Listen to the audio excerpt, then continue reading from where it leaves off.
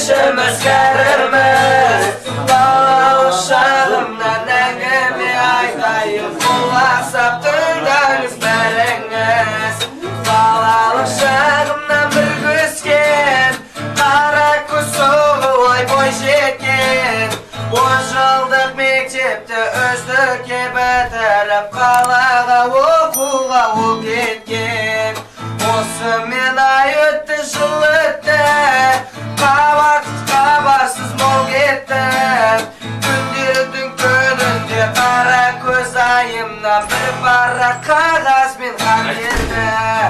Хатында жазыпты кешір деп, мәңгілік махаббат өшті деп. Күздегі болатын үйлену тойымның қадірлі қонағы болшы деп.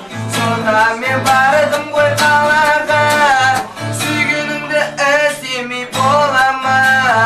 Мен барсам қалаға, қасында бір бала, сонда мен қалдым ғой далада.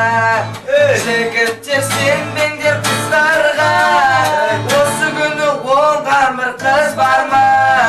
Жүрегі лүпілдеп сүйемін деп алдайды, махаббат ойшы қой оларға. Жігіттің намысын аяққа таптаған қыздарды қыз деуге бола ма? Осы мен әнімді тыяйын, қалайша мен оны қияйын. Осында отырған бір қызға ғашықпын, есімін айтпайын. Осында отырған бір қызға ғашықпын, есімін айтпай-ақ қояйын.